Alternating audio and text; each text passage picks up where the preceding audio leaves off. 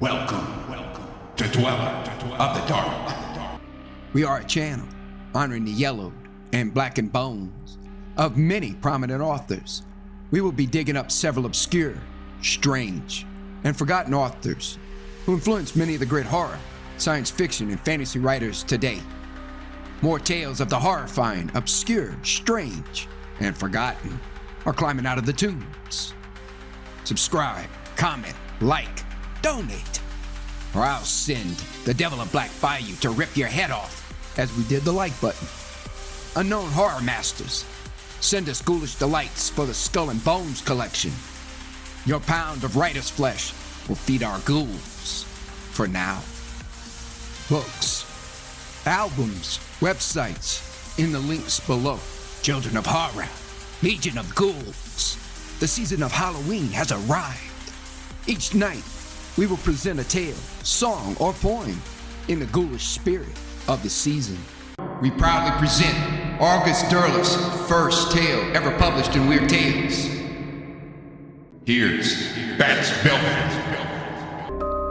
The following letter was found among the papers of the late Sir Harry Everett Barclay of Charing Cross, London, June 10th, 1925. My dear Mark, having received no answer to my card, I can only surmise that it did not reach you. I am writing from my summer home here on the moor, a very secluded place. I am fondling the hope that you will give me a pleasant surprise by dropping in on me soon, as you hinted you might. For this is just the kind of house that would intrigue you. It is very similar to the Baskerville home, which Sir Arthur Conan Doyle describes in his Hound of the Baskervilles. Vague rumors have it that the place is the abode of evil spirits, which idea I promptly and emphatically poo-pooed. You know that in the spiritual world I am but slightly interested, and that it is in wizardry that I delight. The thought that this quiet little building in the heart of England's peaceful moors should be the home of a multitude of evil spirits seems very foolish to me. However, the surroundings are exceedingly helpful, and the house itself is partly an antique, which arouses my interest in archaeology. So you see, there is enough to divert my attention from these foolish rumors. Leon, my valet, is here with me, and so is old Mortimer. You remember Mortimer, who always prepared such excellent bachelor dinners for us. I have been here just 12 days, and I have explored this old house from cellar to garret. In the latter, I brought to light an aged trunk, which I searched, and in which I found 9 old books, several of whose title pages were torn away. One of the books, which I took to the small garret window, I finally distinguished as Dracula by Bram Stoker, and this I at once decided was one of the first editions of the book ever printed. At the cessation of the first 3 days, a typical English fog descended with a vengeance upon the moor. At the first indication of this prank of the elements, which threatened completely to obscure the beautiful weather of the past, I had hauled out all the discoveries I had made in the garret of this building. Bram Stoker's Dracula I have already mentioned. There is also a book on the black art by De Rochas, 3 books by Orfillo, Swedenborg, and Cagliostro I have laid temporarily aside. Then there are also Strindberg's The Inferno, Blavatsky's Secret Doctrine, Poe's Eureka, and Flammarion's Atmosphere. You, my dear friend, may well imagine with what excitement these books filled me, for you know I am inclined towards sorcery. Orfillo, you know, was but a chemist and physiologist. Swedenborg and Strindberg, 2 who might be called mystics. Poe, whose Eureka did not aid me much in the path of witchcraft, nevertheless fascinated me. But the remaining 5 were as gold to me. Cagliostro, court magician of France. Madame Blavatsky, the priestess of Isis and of the occult doctrine. Dracula, with all its vampires, Flammarions, atmosphere with its diagnosis of the gods of peoples and Deroches, of whom all I can say is to quote from August Strindberg's The Inferno, the following. I do not excuse myself and only ask the reader to remember this fact, in case he should ever feel inclined to practice magic, especially those forms of it called wizardry, or more properly, witchcraft, that its reality has been placed beyond all doubt by Deroches.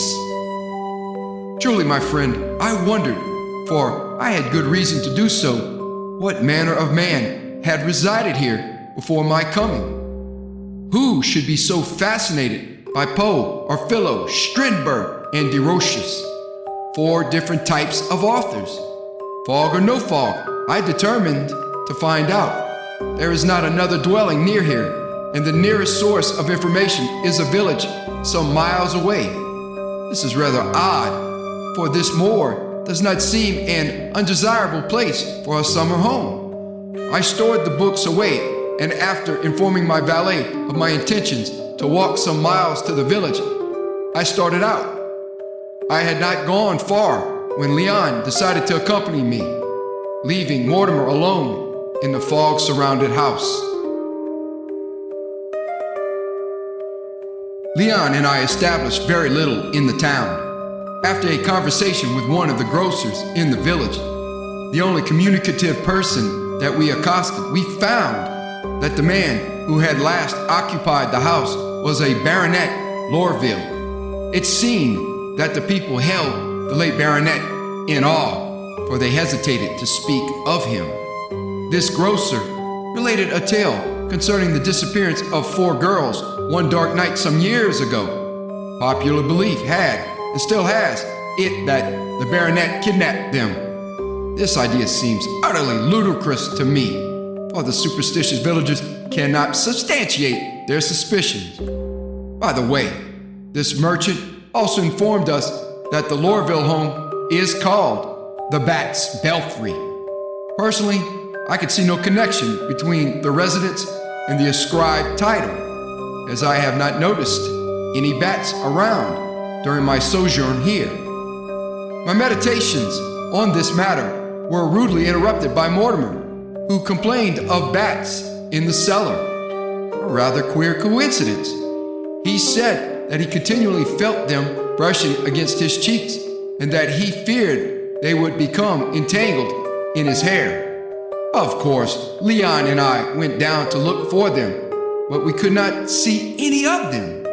However, Leon stated that one struck him, which I doubt. It is just possible that sudden drafts of air may have been the cause of the delusions. This incident, Mark, was just the forerunner of the odd things that have been occurring since then. I am about to enumerate the most important of these incidents to you, and I hope you will be able to explain them. 3 days ago, activity started in earnest.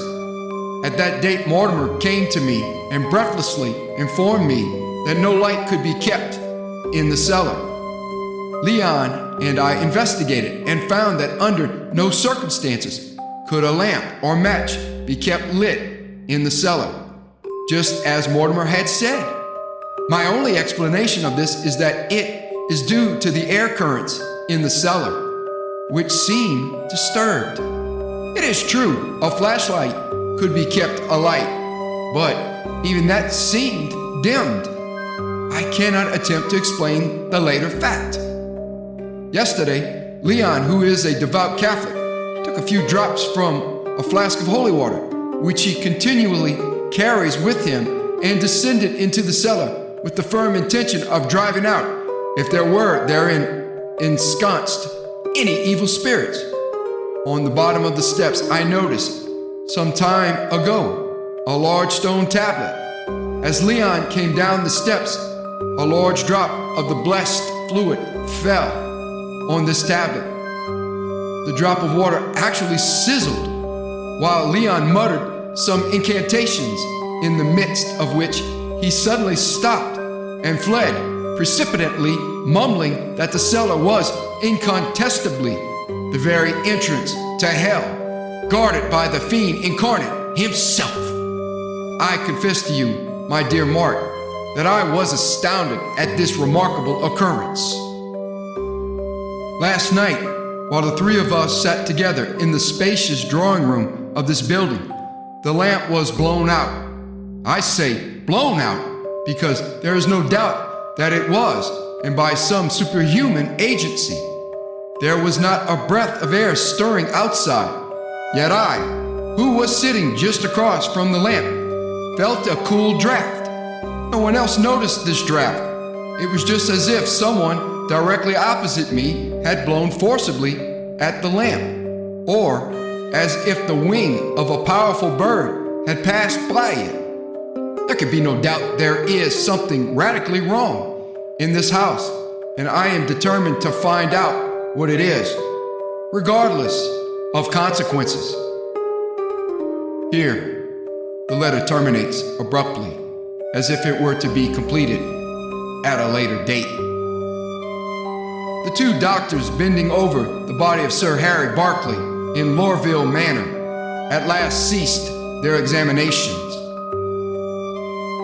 I cannot account for this astounding loss of blood, Dr. Mordaunt. Neither can I, Dr. Green.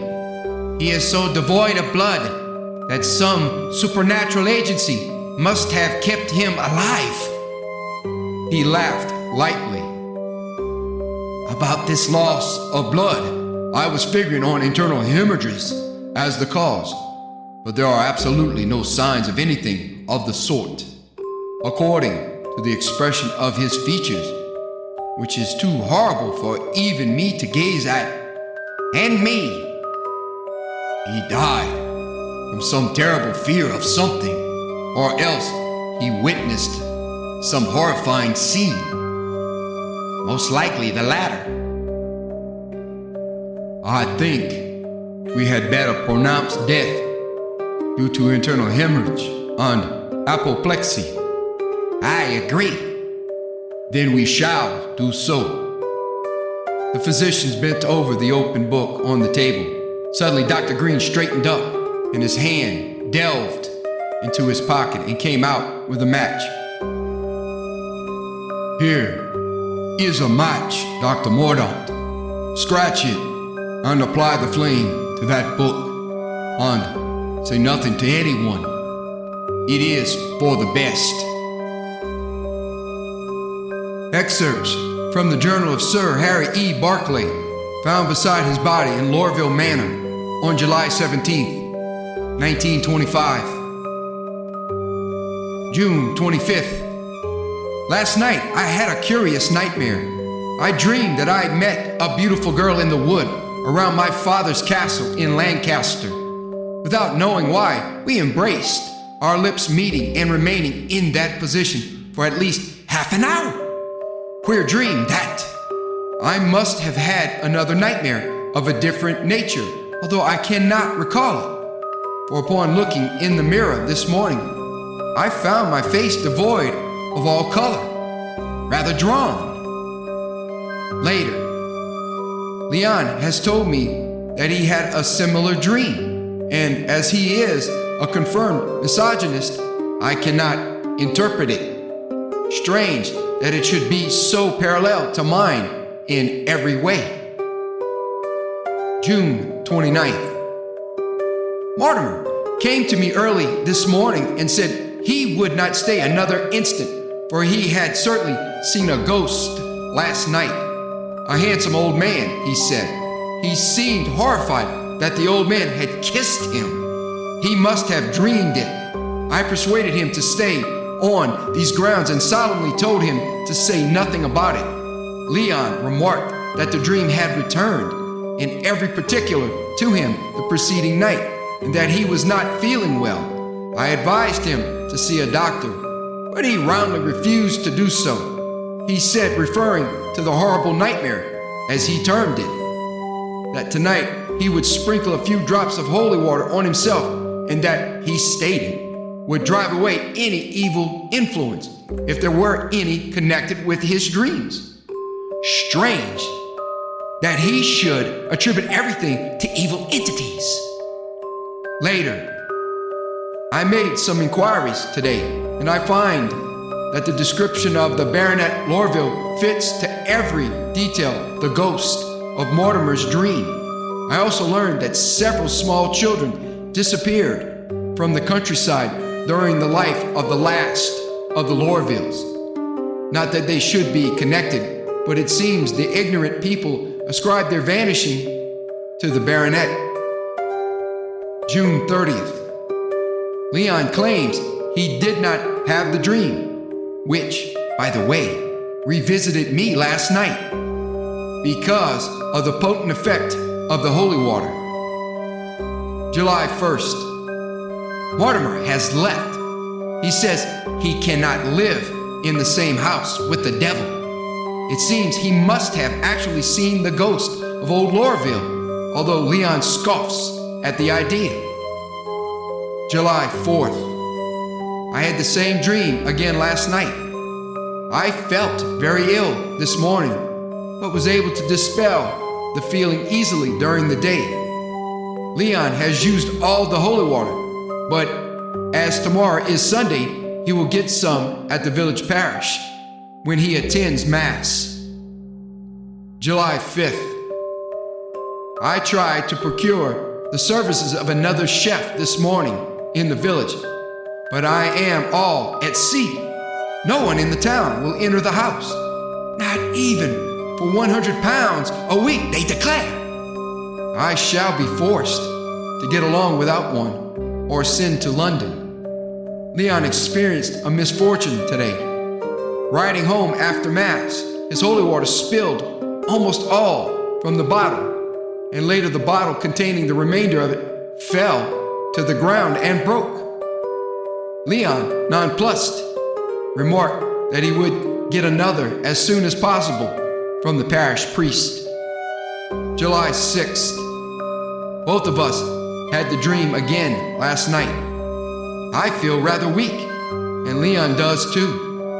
Leon went to a doctor who asked him whether he had been cut or severely injured so as to cause a heavy loss of blood, or if he had suffered from internal hemorrhages. Leon said no, and the doctor prescribed raw onions and some other things for Leon to eat. Leon forgot his holy water. July 9th, the dream again. Leon had a different nightmare about an old man who, he said, bit him. I asked him to show me where the man had bitten him in his dream, and when he loosened his collar to show me, sure enough, there were 2 tiny punctures on his throat. He and I are both feeling miserably weak.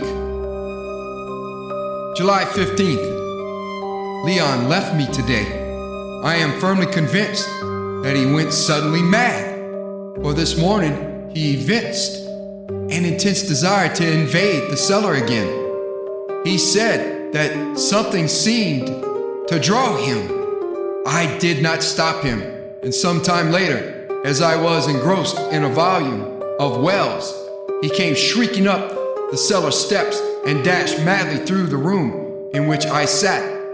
I ran after him and, cornering him in his room, forcibly detained him. I asked for an explanation, and all he could do was moan over and over. Mon Dieu, Monsieur, leave this accursed place at once. Leave it, Monsieur, I beg of you. Le diable, le diable. At this he dashed away from me and ran at top speed from the house. I after him. In the road I shouted after him, and all I could catch of the words wafted back to me by the wind were Le maise, le diable, mon Dieu, tablet, book of thought. All very significant words. Le diable and mon Dieu, the devil, and my God, I paid little attention to. But Le maise was a species of female vampire known intimately to a few select sorcerers only, and the Book of Thoth was the Egyptian book of magic. For a few minutes, I entertained the rather wild fancy that the Book of Thoth was ensconced somewhere in this building. And as I racked my brains for a suitable connection between tablet and Book of Thoth, I at last became convinced that the book lay beneath the tablet at the foot of the cellar steps. I am going down to investigate. July 16th. I have it, the Book of Thoth. It was below the stone tablet as I thought. The spirits guarding it evidently did not wish me to disturb its resting place, for they roused the air currents to a semblance of a gale while I worked to get the stone away. The book is secured by a heavy lock of antique pattern. I had the dream again last night, but in addition, I could almost swear that I saw the ghost of old Lorville and 4 beautiful girls. What a coincidence! I am very weak today, hardly able to walk around. There is no doubt that this house is infested, not by bats, but by vampires, landmays. If I could only find their corpses, I would drive sharp stakes through them. Later, I made a new and shocking discovery today. I went down to the place where the tablet lay, and another rock below the cavity wherein the Book of Thoth had lain gave way below me, and I found myself in a vault with about a score of skeletons, all little children. If this house is inhabited by vampires, it is only too obvious that these skeletons are those of their unfortunate victims. However, I firmly believe that there is another cavern somewhere below, wherein the bodies of the vampires are hidden. Later, I have been looking over the book by Derleth, and I have hit upon an excellent plan to discover the bodies of the vampires. I shall use the Book of Thoth to summon the vampires before me and force them to reveal the hiding place for their voluptuous bodies. Derleth says that it can be done. 9 o'clock. As the conditions are excellent at this time, I am going to start to summon the vampires. Someone is passing, and I hope he or she does not interrupt me in my work or tell anyone in the town to look in here. The book, as I mentioned before, is secured by a heavy seal, and I had trouble to loosen it. At last, I succeeded in breaking it, and I opened the book to find the place I need in my work of conjuring up the vampires. I found it, and I am beginning my incantations. The atmosphere in the room is changing slowly, and it is becoming intolerably dark. The air currents in the room are swirling angrily, and the lamp has gone out. I am confident that the vampires will appear soon. I am correct. There are some shades materializing in the room. They are becoming more distinct. There are 5 of them, 4 females and 1 male. Their features are very distinct. They are casting covert glances in my direction. Now they are glaring malevolently at me. Good God! I have forgotten to place myself in a magic circle, and I greatly fear the vampires will attack me. I am only too correct. They are moving in my direction. My God! But stay! They are halting. The old baronet is gazing at me with his glittering eyes firing with hate. The 4 female vampires smile voluptuously upon me. Now, if ever is my chance to break their evil spell. Prayer? But I cannot pray. I am forever banished from the sight of God for calling upon Satan to aid me. But even for that, I cannot pray. I am hypnotized by the malefic leer disfiguring the countenance of the baronet. There is a sinister gleam in the eyes of the 4 beautiful ghouls. They glide toward me, arms outstretched. Their sinuous, obnoxious forms are before me. their crimson lips curved in a diabolically triumphant smile. I cannot bear to see the soft caress of their tongues on their lips. I am resisting with all the power of my will. But what is one mere will against an infernal horde of ghouls? God, their foul presence taints my very soul. The baronet is moving forward. His mordacious propinquity cast a revealing sensation of obscenity about me. If I cannot appeal to God, I must implore Satan to grant me time to construct the magical circle. I cannot tolerate their virulence. I endeavored to rise, but I could not do so. I am no longer master of my own will. The vampires are leering demoniacally at me. I am doomed to die, and yet to live forever in the ranks of the undead. Their faces are approaching closer to mine, and soon I shall sink into oblivion. But anything is better than this, to see the malignant undead around me. A sharp, stinging sensation in my throat. My God! It is...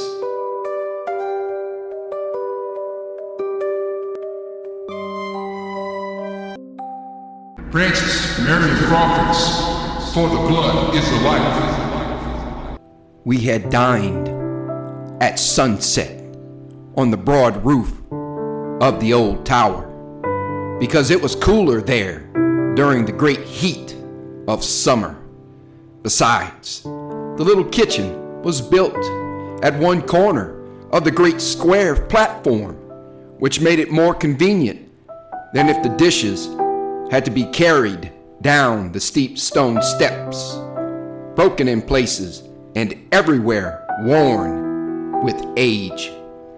The tower was one of those built all down the west coast of Calabria by the Emperor Charles V early in the 16th century to keep off the Barbary pirates when the unbelievers were allied with Francis I against the emperor and the church.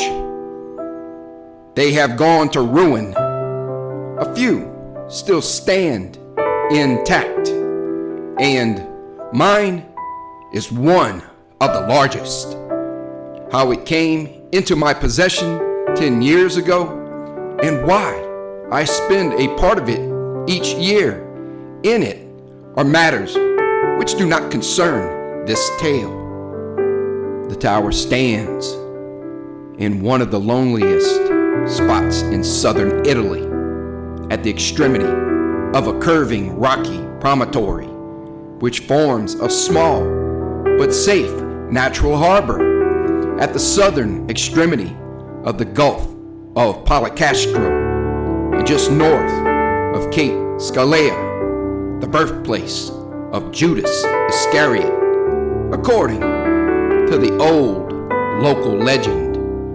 The tower stands alone on this hooked spur of the rock, and there is not a house to be seen within 3 miles of it. When I go there, I take a couple of sailors, one of whom is a fair cook, and when I am away, it is in charge of a gnome-like little being who was once a miner and who attached himself to me long ago.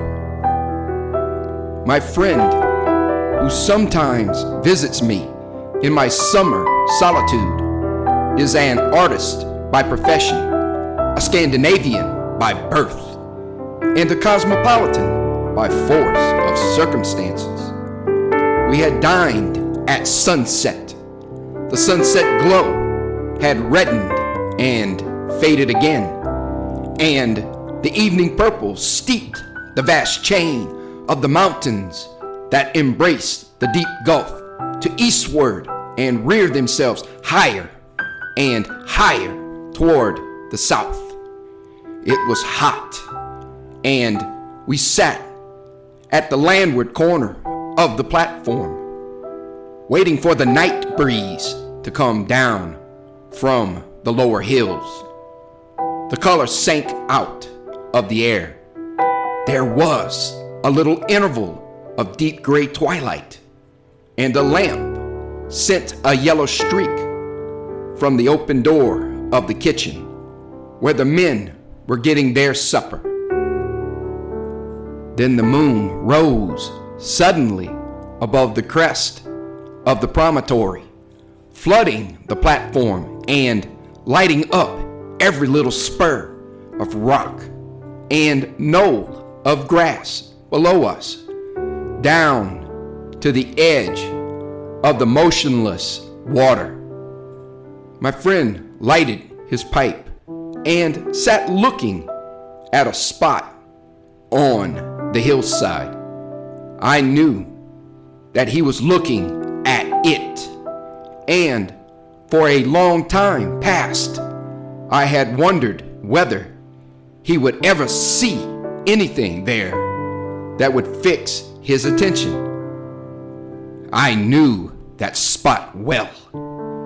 It was clear that he was interested at last, though it was a long time before he spoke. Like most painters, he trusts to his own eyesight as a lion trusts his strength and a stag his speed, and he is always disturbed when he cannot reconcile what he sees with what he believes that he ought to see. "It's strange," he said. "Do you see that little mound just on this side of the boulder?" "Yes," I said, and I guessed what was coming. "It looks like a grave," observed Holger. "Very true. It does look like a grave." "Yes," continued my friend, his eyes still fixed on the spot. "But the strange thing is that I see the body lying on the top of it." "Of course," continued Holger, turning his head on one side as artists do. "It must be an effect of light. In the first place, it is not a grave at all. Secondly, if it were, the body would be inside and not outside. Therefore, it's an effect of the moonlight. Don't you see it?" "Perfectly. I always see it on moonlight nights." "It doesn't seem to interest you much," said Holger. "On the contrary, it does interest me, though I am used to it. You're not so far wrong, either. The mound is really a grave." "Nonsense!" cried Holger incredulously. "I suppose you'll tell me what I see lying on it is really a corpse."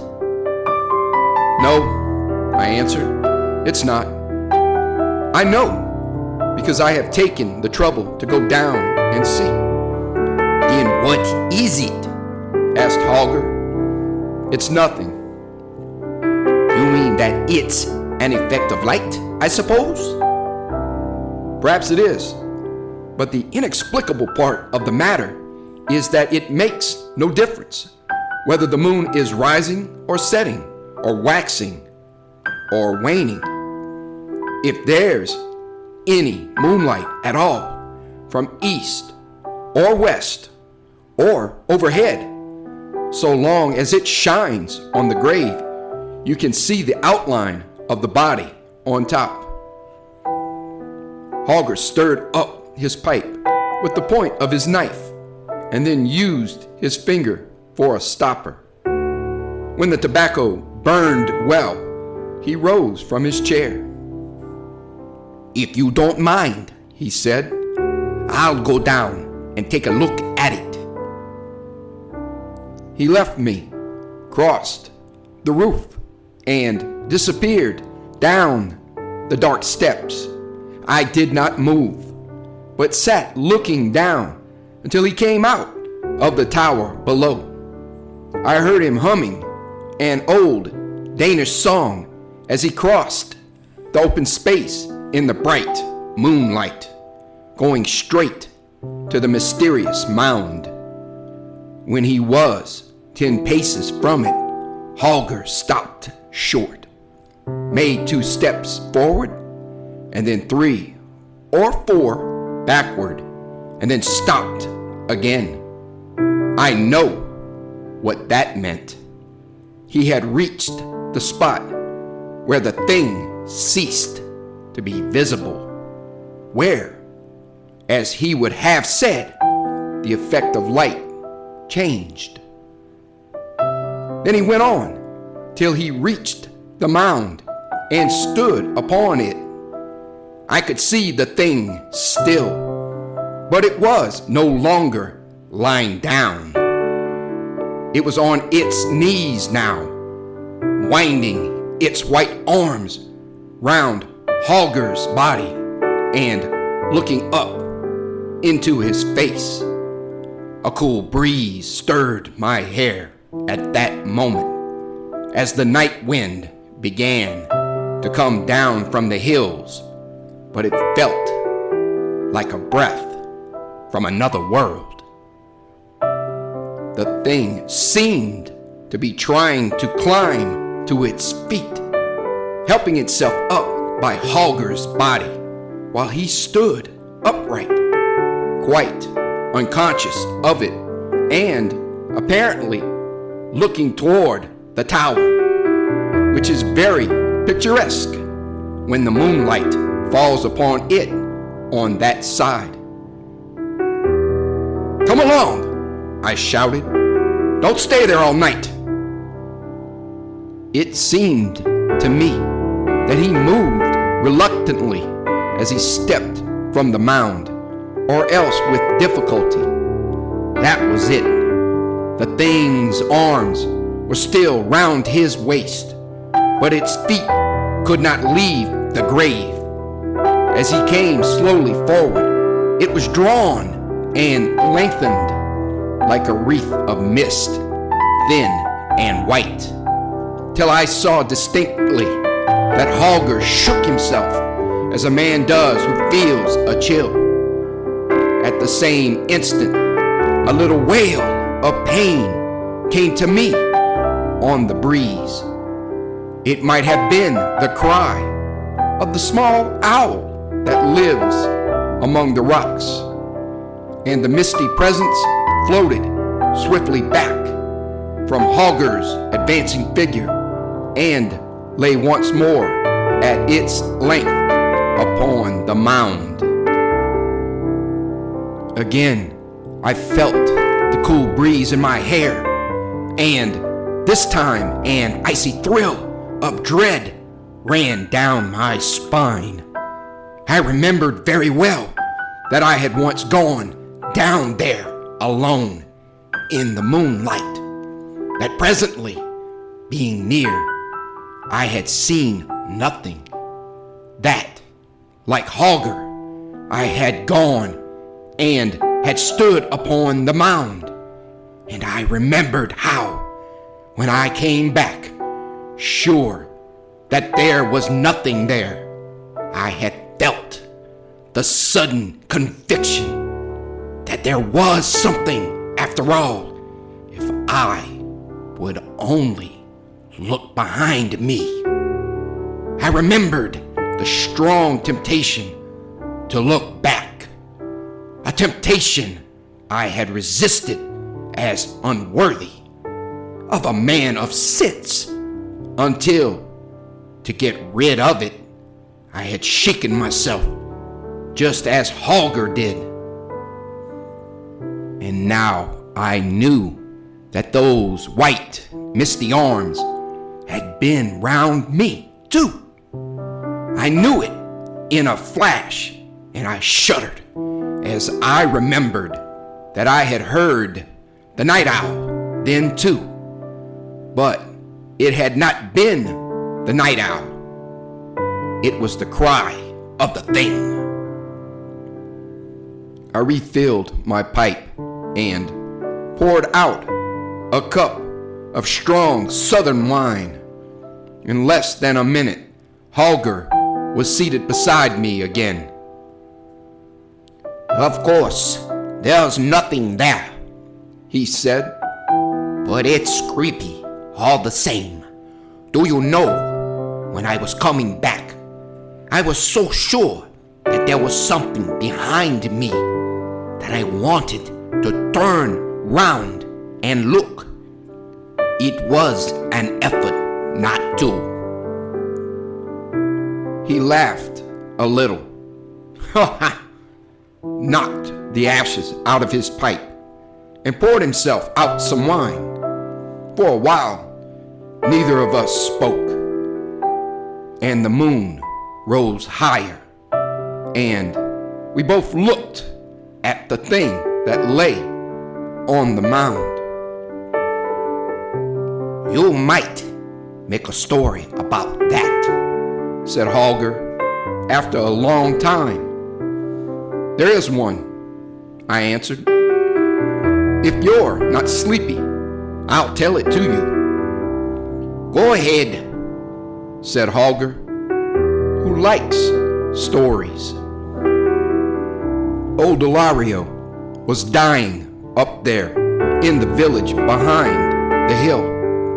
You remember him, I have no doubt. They say that he made his money by selling sham jewelry in South America and escaped with his gains when he was found out. Like all those fellows, if they bring anything back with them, he at once set to work to enlarge his house. And as there are no masons here, he sent all the way to Paola for 2 workmen. They were a rough-looking pair of scoundrels, a Neapolitan who had lost one eye, and a Sicilian with an old scar half an inch deep across his left cheek.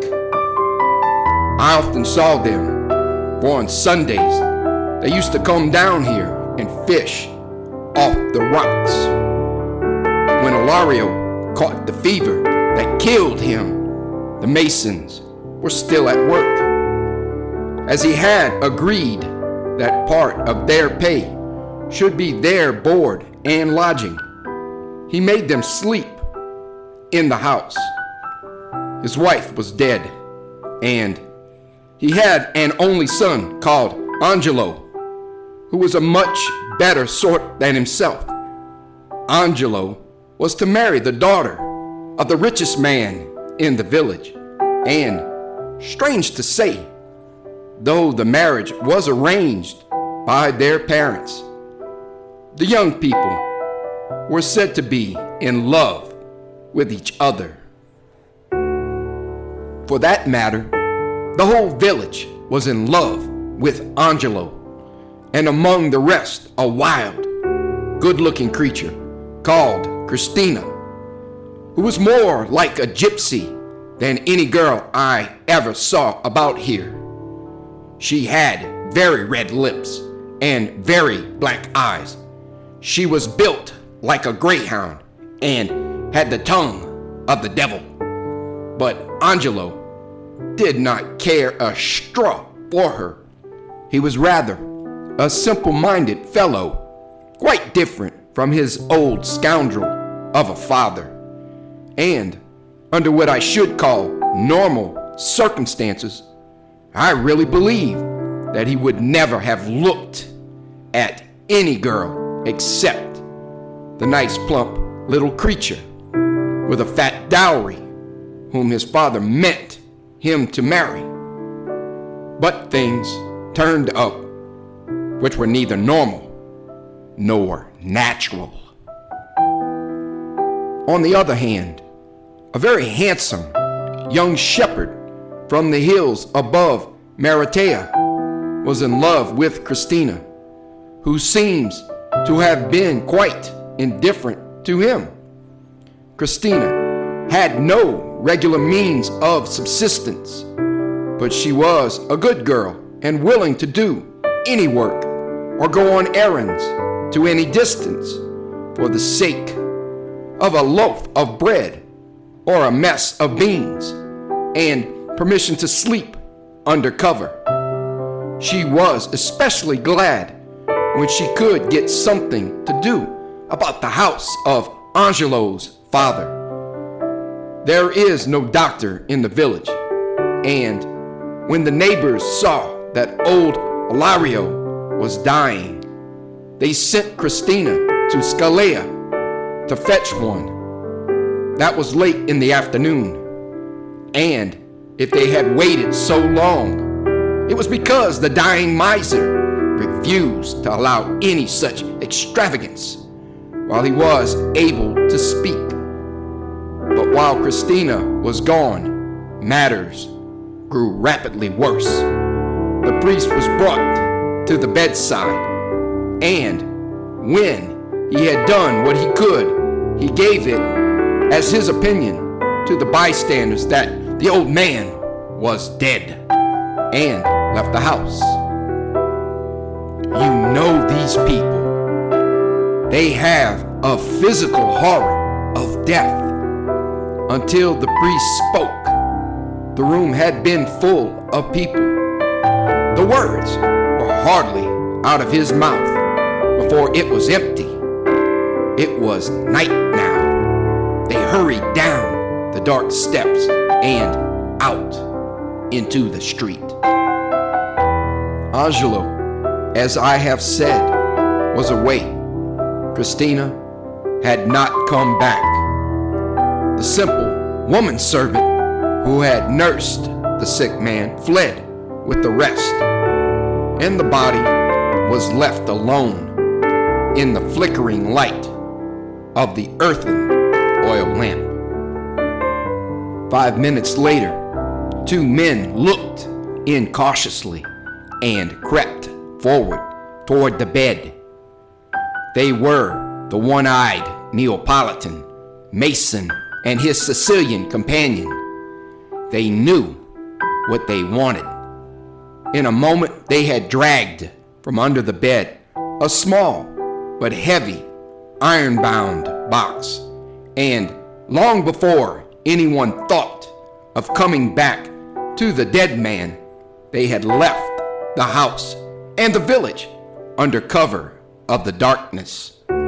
It was easy enough, for Ilario's house is the last toward the gorge which leads down here, and the thieves merely went out by the back door, got over the stone wall, and had nothing to risk after that except the possibility of meeting some belated countryman, which was very small indeed, since few of the people used that path.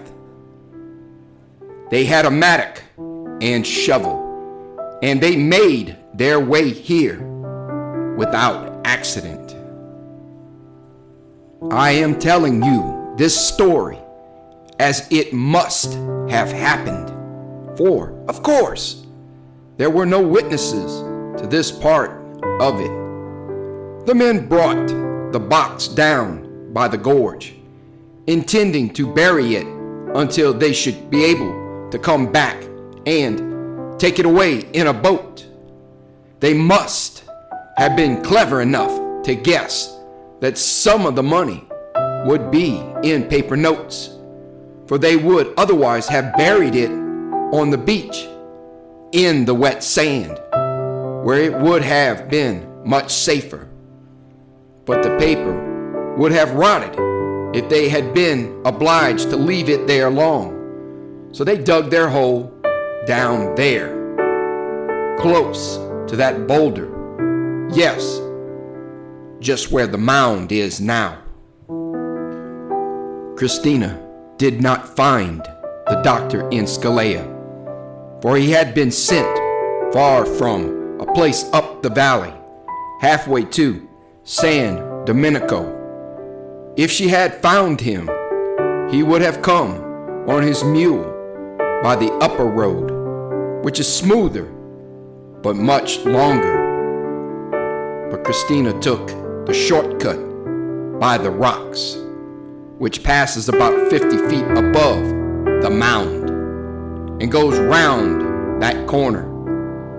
The men were digging when she passed, and she heard them at work. It would not have been like her to go by without finding out what the noise was, for she was never afraid of anything in her life. And besides, the fishermen sometimes come ashore here at night to get a stone for an anchor or to gather sticks to make a little fire. The night was dark, and Christina probably came close to the two men before she could see what they were doing. She knew them, of course, and they knew her and understood instantly that they were in her power. There was only one thing to be done for their safety, and they did it. They knocked her on the head. They dug the hole deep, and they buried her quickly with the iron-bound chest. They must have understood that their only chance of escaping suspicion lay in getting back to the village before their absence was noticed, for they returned immediately and were found half an hour later gossiping quietly with the man who was making Ilario's coffin. He was a crony of theirs and had been working at the repairs in the old man's house. So far as I have been able to make out, the only persons who were supposed to know where Ilario kept his treasure were Angelo and the one woman servant I have mentioned. Angelo was away. It was the woman who discovered the theft. It is easy enough to understand why no one else knew where the money was. The old man kept his door locked and the key in his pocket when he was out, and did not let the woman enter to clean the place unless he was there himself. The whole village knew that he had money somewhere, however, and the masons had probably discovered the whereabouts of the chest by climbing in at the window in his absence. If the old man had not been delirious until he lost consciousness, he would have been in frightful agony of mind for his riches. The faithful woman servant forgot their existence only for a few moments when she fled with the rest, overcome by the horror of death. 20 minutes had not passed before she returned with the two hideous old hags who are always called in to prepare the dead for burial. Even then, she had not at first the courage to go near the bed with them, but she made a pretense of dropping something, went down on her knees as if to find it, and looked under the bedstead. The walls of the room were newly whitewashed down to the floor, and she saw at a glance that the chest was gone. It had been there in the afternoon. It had therefore been stolen in the short interval since she had left the room. There are no carabiners stationed in the village. There is not so much as a municipal watchman, for there is no municipality. There never was such a place, I believe. Scalea is supposed to look after it in some mysterious way, and it takes a couple of hours to get anybody from there, as the old woman had lived in the village all her life. It did not even occur to her to apply to any civil authority for help. She simply set up a howl and ran through the village in the dark, screaming out that her dead master's house had been robbed. Many of the people looked out, but at first, no one seemed inclined to help her. Most of them, judging her by themselves, whispered to each other that she had probably stolen the money herself. The first man to move was the father of the girl whom Angelo was to marry. Having collected his household, all of whom felt a personal interest in the wealth which was to have come into the family, he declared it to be his opinion that the chest had been stolen by the two journeymen masons who lodged in the house. He headed a search for them, which naturally began in Ilario's house and ended in the carpenter's workshop, where the thieves were found discussing a measure of wine with the carpenter over the half-finished coffin by the light of one earthen lamp filled with oil and tallow. The search party at once accused the delinquents of the crime and threatened to lock them up in the cellar till the carabiners could be fetched from Scalea. The two men looked at each other for one moment, and then without the slightest hesitation, they put out the single light, seized the unfinished coffin between them, and, using it as a sort of battering ram, dashed upon their assailants in the dark. In a few moments, they were beyond pursuit. That is the end of the first part of the story. The treasure had disappeared, and as no trace of it could be found, the people naturally supposed that the thieves had succeeded in carrying it off. The old man was buried, and when Angelo came back at last, he had to borrow money to pay for the miserable funeral and had some difficulty in doing so. He hardly needed to be told that in losing his inheritance, he had lost his bride. In this part of the world, marriages are made on strictly business principles, and if the promised cash is not forthcoming on the appointed day, the bride or the bridegroom whose parents have failed to produce it may as well take themselves off, for there will be no wedding. Poor Angelo knew that well enough.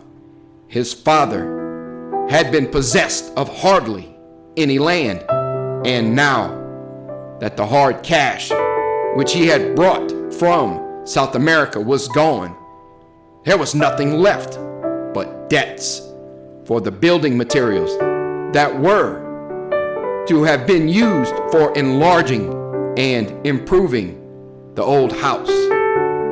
Angelo was beggared, and the nice plump little creature who was to have been his turned up her nose at him in the most approved fashion. As for Christina, it was several days before she was missed, for no one remembered that she had been sent to Scalea for the doctor, who had never come.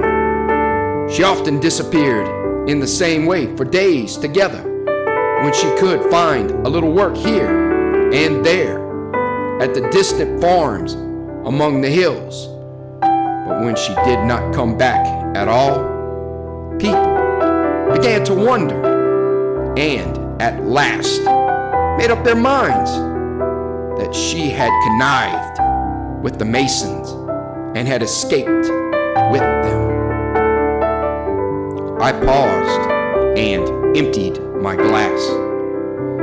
That sort of thing would not happen anywhere else, observed Holger, filling his everlasting pipe again.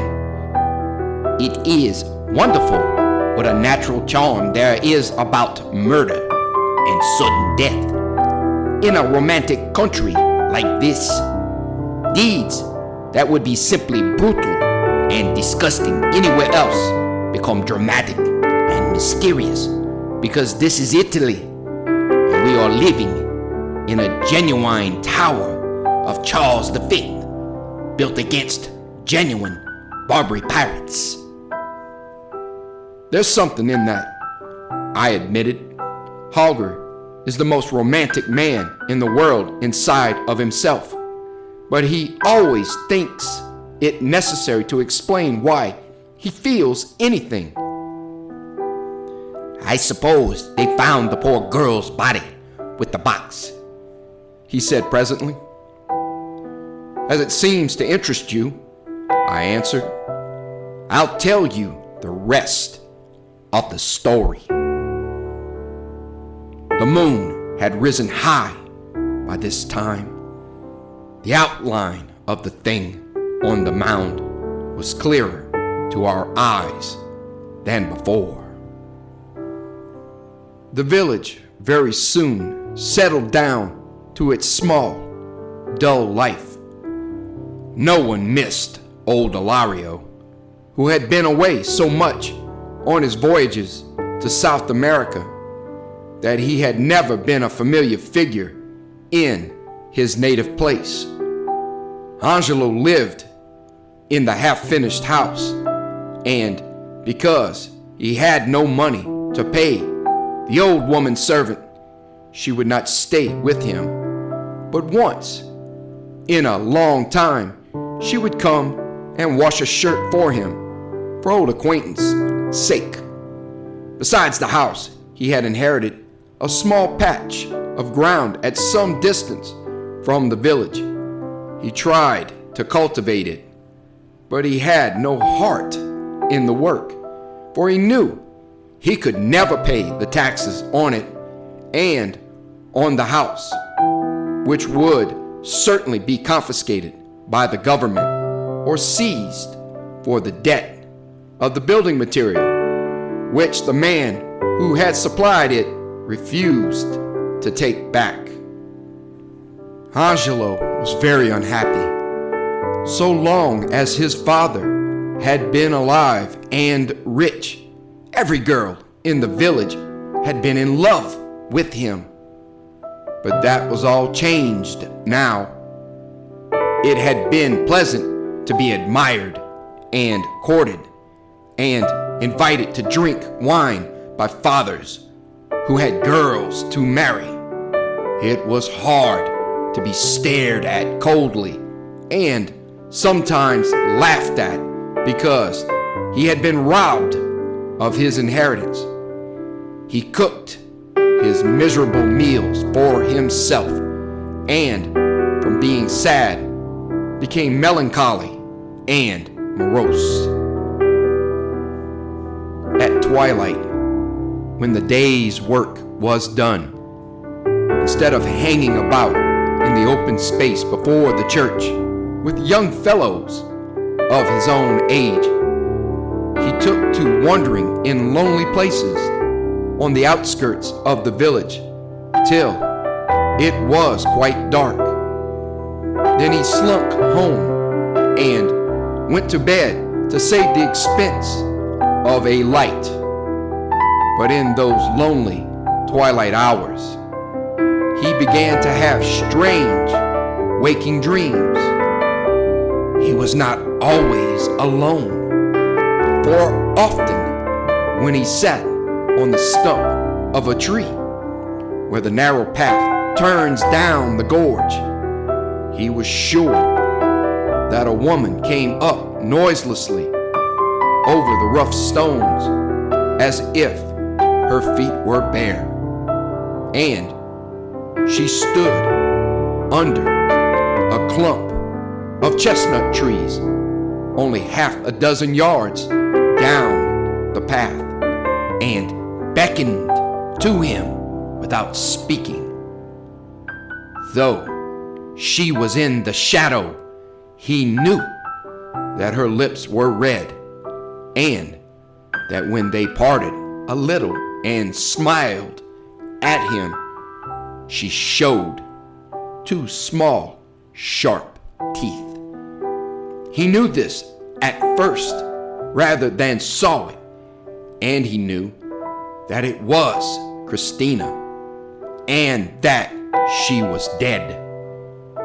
Yet he was not afraid. He only wondered whether it was a dream, for he thought that if he had been awake, he should have been frightened. Besides, the dead woman had red lips, and that could only happen in a dream. Whenever he went near the gorge after sunset, she was already there waiting for him, or else she very soon appeared, and he began to be sure that she came a little nearer to him every day. At first, he had only been sure of her blood-red mouth, but now each feature grew distinct, and the pale face looked at him with deep and hungry eyes. It was the eyes that grew dim. Little by little, he came to know that someday the dream would not end when he turned away to go home, but would lead him down the gorge out of which the vision rose. She was nearer now when she beckoned to him. Her cheeks were not livid like those of the dead, but pale with starvation, with the furious and unappeased physical hunger of her eyes that devoured him. They feasted on his soul and cast a spell over him, and at last they were close to his own and held him. He could not tell whether her breath was as hot as fire or as cold as ice. He could not tell whether her red lips burned his or froze them, or whether her 5 fingers on his wrist seared scorching scars or bit his flesh like frost. He could not tell whether he was awake or asleep, whether she was alive or dead, but he knew that she loved him, she alone of all creatures, earthly or unearthly, and her spell had power over him. When the moon rose high that night, the shadow of that thing was not alone down there upon the mound. Angelo awoke in the cool dawn, drenched with dew and chilled through flesh and blood and bone. He opened his eyes to the faint gray light and saw the stars still shining overhead. He was very weak, and his heart was beating so slowly that he was almost like a man fainting. Slowly he turned his head on the mound as on a pillow, but the other face was not there. Fear seized him suddenly, a fear unspeakable and unknown. He sprang to his feet and fled up the gorge, and he never looked behind him until he reached the door of the house on the outskirts of the village. Drearily he went to his work that day, and wearily The hours dragged themselves after the sun, till at last he touched the sea and sank. And the great sharp hills above Meritea turned purple against the dove-colored eastern sky. Angelo shouldered his heavy hoe and left the field. He felt less tired now than in the morning when he had begun to work, but he promised himself that he would go home without lingering by the gorge and eat the best supper he could get himself and sleep all night in his bed like a Christian man. Not again would he be tempted down the narrow way by a shadow with red lips and icy breath. Not again would he dream that dream of terror and delight. He was near the village now. It was half an hour since the sun had set, and the cracked church bell sent little discordant echoes across the rocks and ravines to tell all good people that the day was done. Angelo stood still a moment where the path forked, where it led toward the village on the left and down to the gorge on the right, where a clump of chestnut trees overhung the narrow way.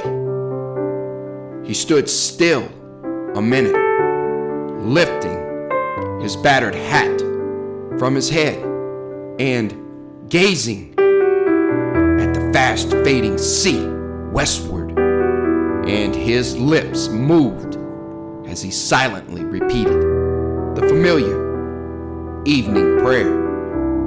His lips moved, but the words that followed them in his brain lost their meaning and turned into others and ended in a name that he spoke aloud. Christina!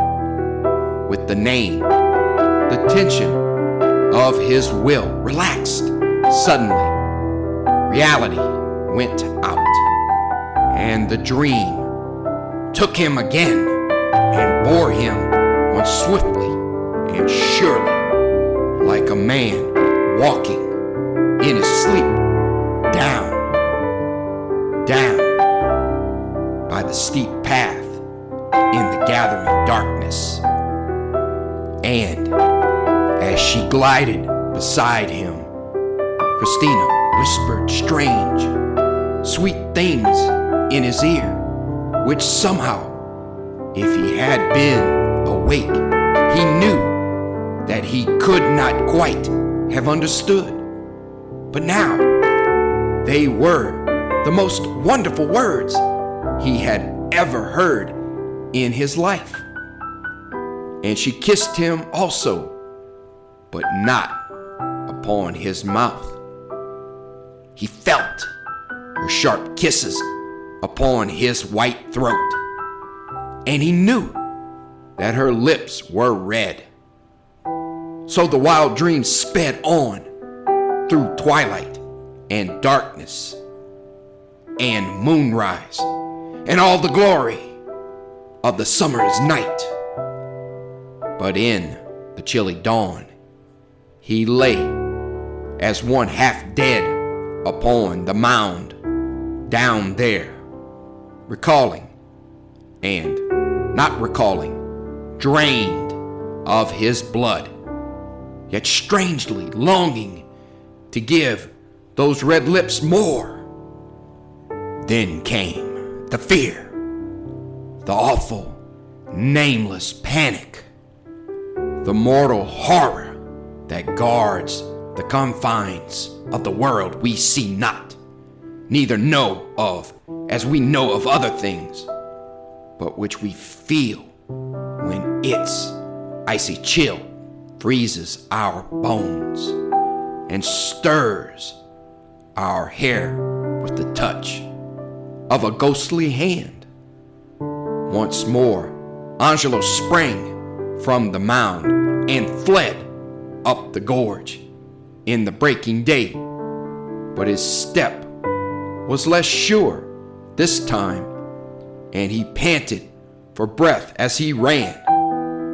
And when he came to the bright spring of water that rises halfway up the hillside, he dropped upon his knees and hands and plunged his whole face in and drank as he had never drunk before, for it was the thirst of the wounded man who has lain bleeding all night long upon the battlefield.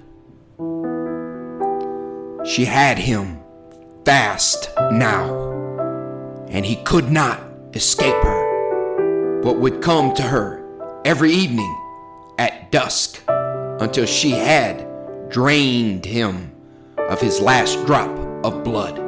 It was in vain that when the day was done, he tried to take another turning and to go home by a path that did not lead near the gorge. It was in vain that he made promises to himself each morning at dawn when he climbed the lonely way up from the shore to the village.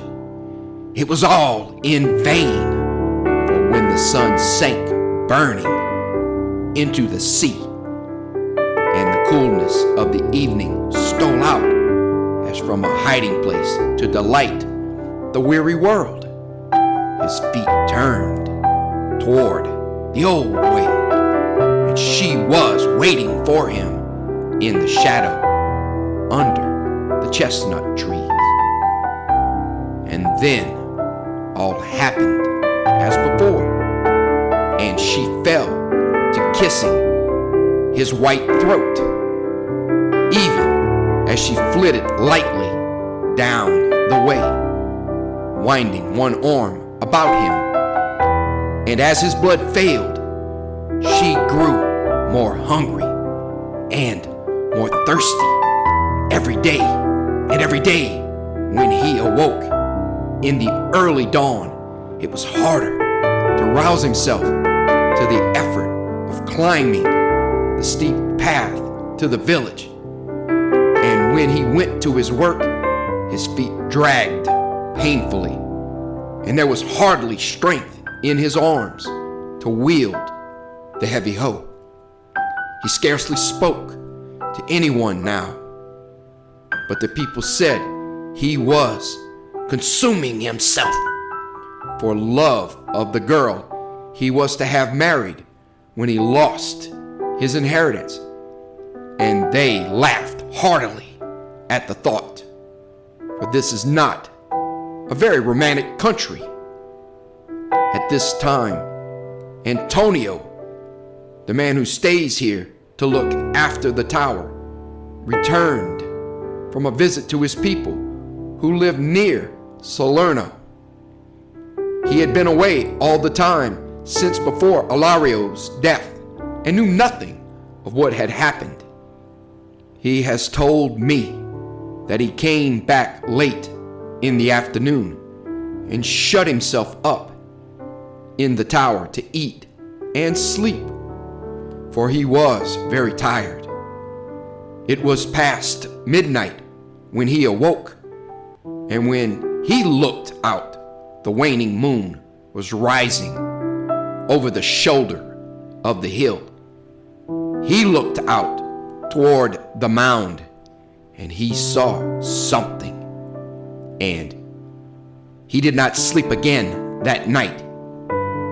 When he went out again in the morning, it was broad daylight, and there was nothing to be seen on the mound but loose stones and driven sand. Yet he did not go very near it. He went straight up the path to the village, and directly to the house of the old priest. "I have seen an evil thing this night," he said. "I have seen how the dead drink the blood of the living, and the blood is the life." "Tell me what you have seen," said the priest in reply. Antonio told him everything he had seen. "You must bring your book and your holy water tonight," he added. "I will be here before sunset to go down with you, and if it pleases you, Reverence, to sup with me while we wait, I will make ready." "I will come," the priest answered, "for I have read in old books of these strange beings, which are neither quick nor dead, and which lie ever fresh in their graves, stealing out in the dusk to taste life in blood." Antonio cannot read, but he was glad to see that the priest understood the business. For, of course, the books must have instructed him as to the best means of quieting the half-living thing forever. So Antonio went away to his work, which consists largely in sitting on the shady side of the tower when he is not perched upon a rock with a fishing line, catching nothing. But on that day, he went twice to look at the mound in the bright sunlight, and he searched round and round it for some hole through which the being might get in and out, but he found none. When the sun began to sink and the air was cooler in the shadows, he went up to fetch the old priest, carrying a little wicker basket with him, and in this they placed a bottle of holy water, and the basin and sprinkler, and the stole which the priest would need. And they came down and waited in the door of the tower till it should be dark. But while the light still lingered, very gray and faint, they saw something moving just there. Two figures, a man's that walked and a woman's that flitted beside him. And while her head lay on his shoulder, she kissed his throat. The priest has told me that too, and that his teeth chattered and he grasped Antonio's arm. The vision passed and disappeared into the shadow. Then Antonio got the leatherned flask of strong liquor, which he kept for great occasions, and poured such a draught as made the old man feel almost young again. And he got the lantern and his pick and shovel, and gave the priest his stole to put on and the holy water to carry, and they went out together toward the spot where the work was to be done. Antonio says that in spite of the rum, his own knees shook together, and the priest stumbled over his Latin. For when they were yet a few yards from the mound, the flickering light of the lantern fell upon Angelo's white face, unconscious, as if in sleep, and on his upturned throat, over which a very thin red line of blood trickled down into his collar. And the flickering light of the lantern played upon another face that looked up from the feast upon two deep, dead eyes that saw in spite of death, upon parted lips redder than life itself, upon two gleaming teeth on which glistened a rosy drop. Then the priest, good old man, shut his eyes tight and showered holy water before him, and his cracked voice rose almost to a scream. And then Antonio, who is no coward after all, raised his pick in one hand and the lantern in the other, as he sprang forward, not knowing what the end should be. And then he swears that he heard a woman's cry, and the thing was gone, and Angelo lay alone on the mound, unconscious, with the red line on his throat, and the beads of deathly sweat on his cold forehead. They lifted him, half dead as he was, and laid him on the ground close by. Then Antonio went to work, and the priest helped him, though he was old and could not do much. And they dug deep, and at last Antonio, standing in the grave, stooped down with his lantern to see what he might see. His hair used to be dark brown, with grizzled streaks about the temples, and less than a month from that day, he was as gray as a badger. He was a miner when he was young, and most of these fellows have seen ugly sights now and then when accidents have happened. But he had never seen what he saw that night. That thing which is neither alive nor dead. That thing that will abide neither above ground nor in the grave. Antonio had brought something with him which the priest had not noticed. He had made it that afternoon, a sharp stake shaped from a piece of tough old driftwood. He had it with him now, and he had his heavy pick, and he had taken the lantern down into the grave. I don't think any power on earth could make him speak of what happened then, and the old priest was too frightened to look in. He says he heard Antonio breathing like a wild beast and moving as if he were fighting with something almost as strong as himself. And he heard an evil sound also, with blows as of something violently driven through flesh and bone.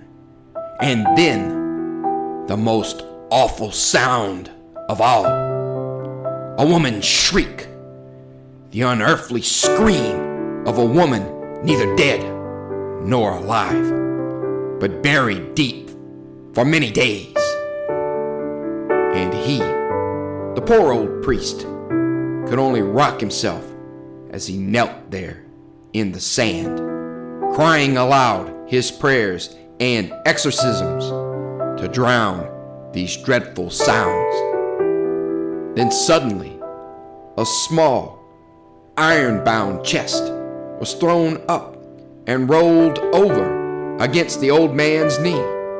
And in a moment more, Antonio was beside him, his face as white as tallow in the flickering light of the lantern, shoveling the sand and pebbles into the grave with furious haste, and looking over the edge till the pit was half full, and the priest said that there was much fresh blood on Antonio's hands and on his clothes.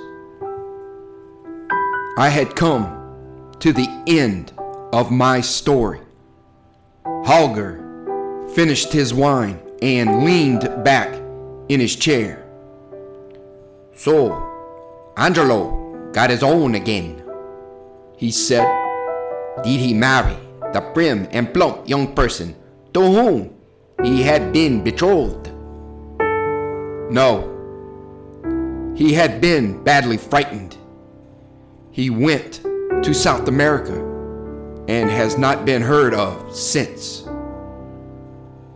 And that poor thing's body is there still, I suppose? Said Holger. Is it quite dead yet? I wonder. I wonder too. But whether it be dead or alive, I should hardly care to see it, even in broad daylight. Antonio is as gray as a badger, and he has never been quite the same man since that night.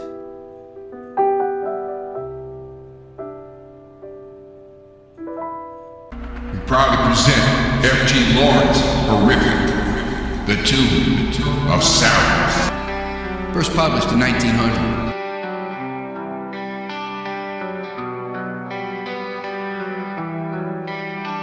How long have you slept, my love? How many eons have passed since?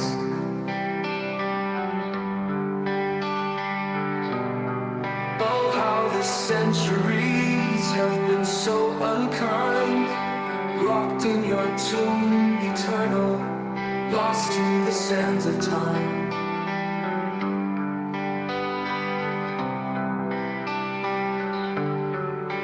Never feeling an embrace, no one to kiss, no blood to chase. The greatest sin to a vampire's race, entomb them for eternity and forget their face.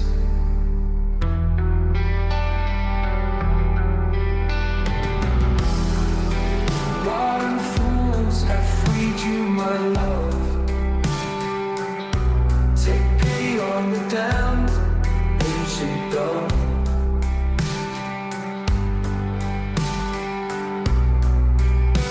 The years have fallen like dead leaves. Sail with those you knew are too dead now to deceive.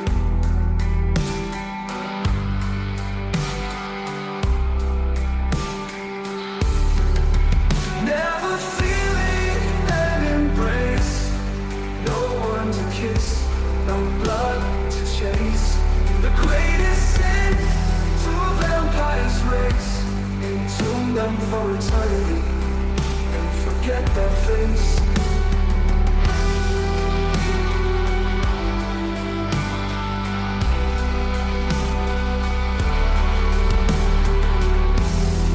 Who wants to live forever?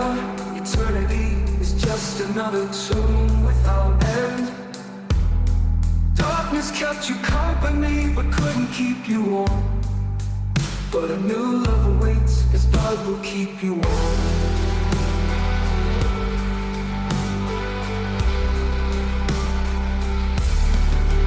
Never feeling an embrace, no one to kiss, no blood to chase.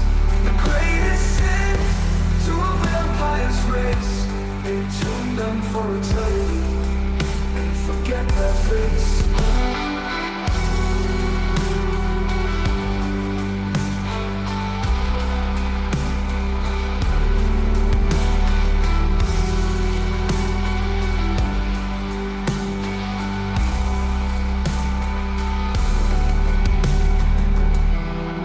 Who wants to live forever? Eternity is just another tomb without end. Darkness kept you company but couldn't keep you warm. But a new love awaits, his blood will keep you warm.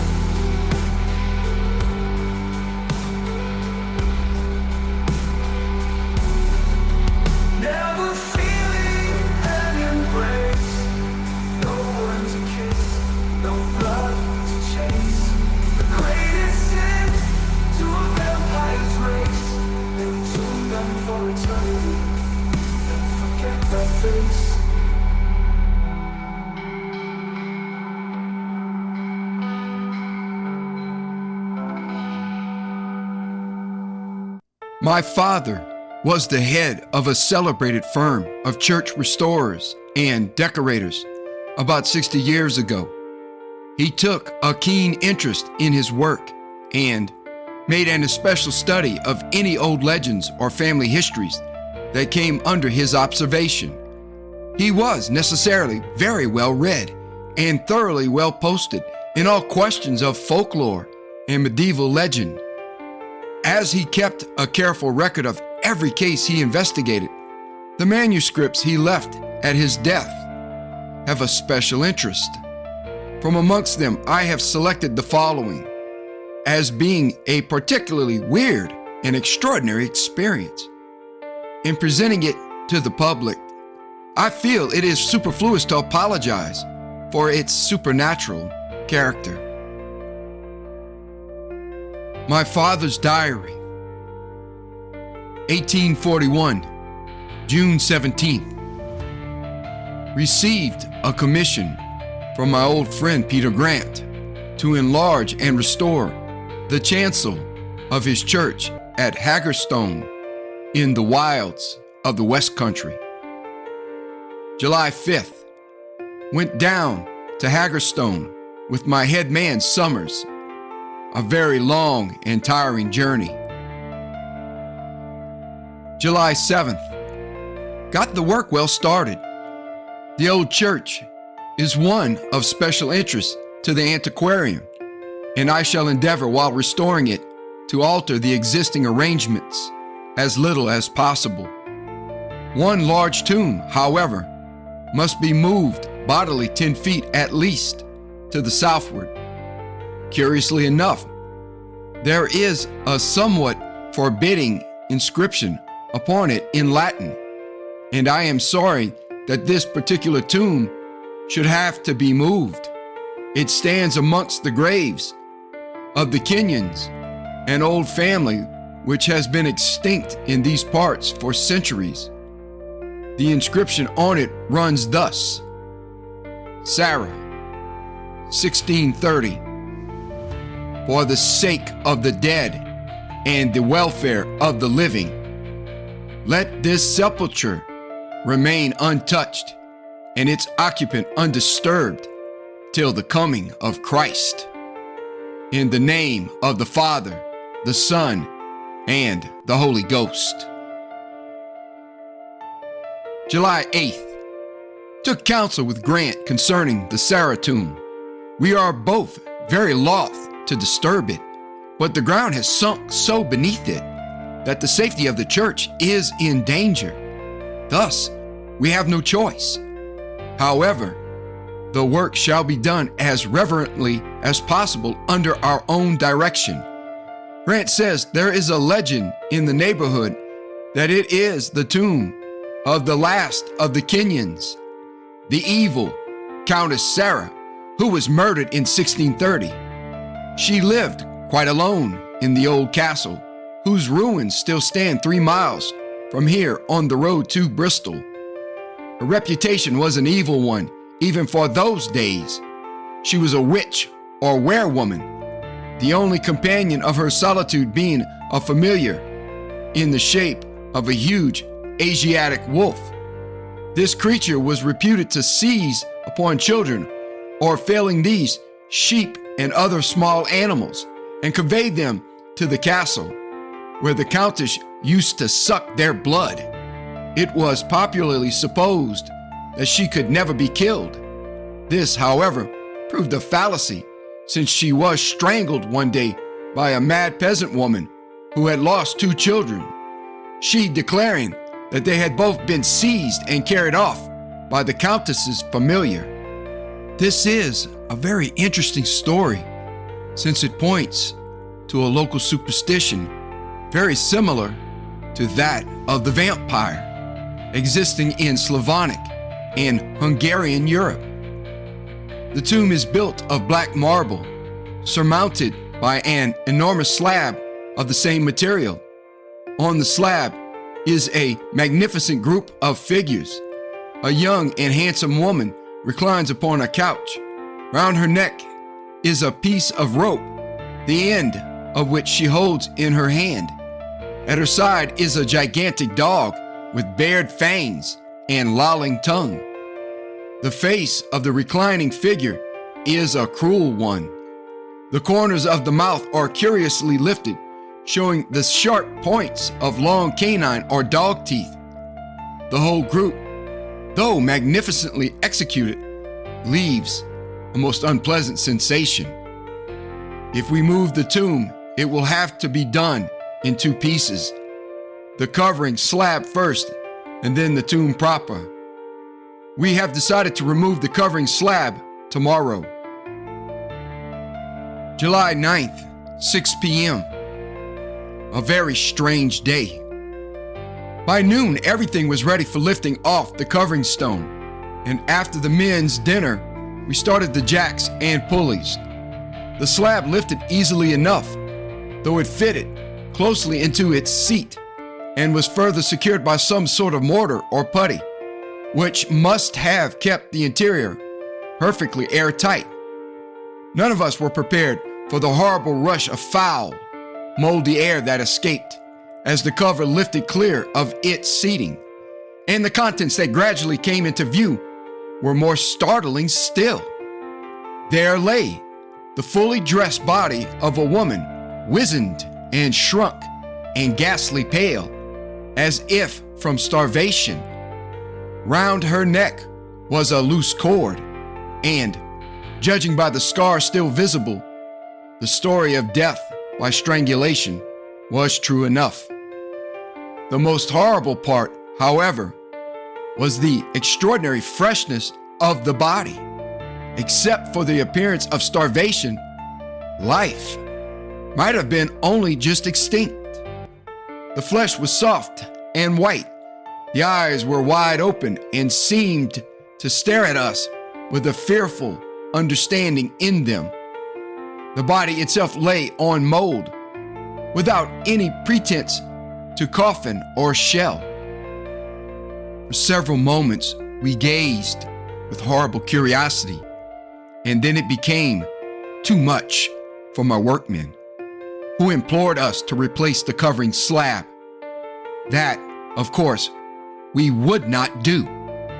But I set the carpenters to work at once to make a temporary cover while we moved the tomb to its new position. This is a long job and will take 2 or 3 days at least. July 9th, 9 p.m.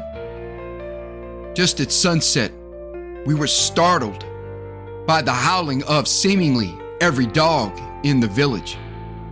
It lasted for 10 minutes or a quarter of an hour and then ceased as suddenly as it began.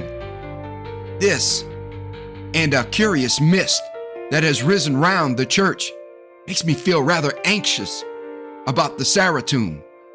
According to the best established traditions of the vampire-haunted countries, the disturbance of dogs or wolves at sunset is supposed to indicate the presence of one of these fiends, and local fog is always considered to be a certain sign. The vampire has the power of producing it for the purpose of concealing its movements near its hiding place at any time. I dare not mention or even hint my fears to the rector, for he is, not unnaturally perhaps, a rank disbeliever in many things that I know from experience are not only possible, but even probable. I must work this out alone at first, and get his aid without his knowing in what direction he is helping me. I shall now watch till midnight at least. 10:15 p.m. As I feared and half expected, just before 10, there was another outburst of the hideous howling.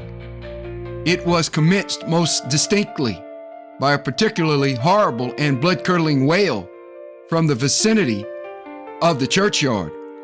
The chorus lasted only a few minutes, however, and at the end of it, I saw a large dark shape, like a huge dog, emerge from the fog and lope away at a rapid canter towards the open country. Assuming this to be what I fear, I shall see it return soon after midnight. 12:30 p.m. I was right. Almost as midnight struck, I saw the beast returning. It stopped at the spot where the fog seemed to commence, and lifting up its head, gave tongue to that particularly horrible long-drawn wail that I had noticed as preceding the outburst earlier in the evening. Tomorrow, I shall tell the rector what I have seen, and if, as I expect, we hear of some neighboring sheepfold having been raided, I shall get him to watch with me for this nocturnal marauder. I shall also examine the Saratum for something which he may notice without any previous hint from me. July 10th. I found the workmen this morning much disturbed in mind about the howling of the dogs. We don't like it, sir.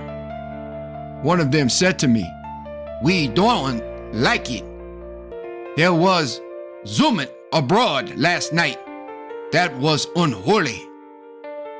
They were still more uncomfortable when the news came round that a large dog had made a raid upon a flock of sheep, scattering them far and wide and leaving 3 of them dead with torn throats in the field. When I told the rector of what I had seen and what was being said in the village, he immediately decided that we must try and catch or at least identify the beast I had seen. Of course, said he. It is some dog lately imported into the neighborhood, for I know of nothing about here nearly as large as the animal you describe, though its size may be due to the deceptive moonlight. This afternoon I asked the rector, as a favor, to assist me in lifting the temporary cover that was on the tomb, giving as an excuse the reason that I wished to obtain a portion of the curious mortar with which it had been sealed. After a slight demur, he consented, and we raised the lid.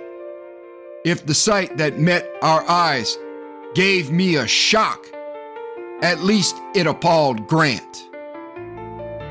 Great God, he exclaimed. The woman is alive. And so it seemed for a moment. The corpse had lost much of its starved appearance and looked hideously fresh and alive. It was still wrinkled and shrunken, but the lips were firm and of the rich red hue of health. The eyes, if possible, were more appalling than ever, though fixed and staring. At one corner of the mouth I thought I noticed a slight dark-colored froth, but I said nothing about it then. Take your piece of mortar, Harry, gasped Grant, and let us shut the tomb again. God help me, whoreson though I am. Such dead faces frighten me. Nor was I sorry to hide that terrible face again, but I got my bit of mortar, and I have advanced a step towards the solution of the mystery.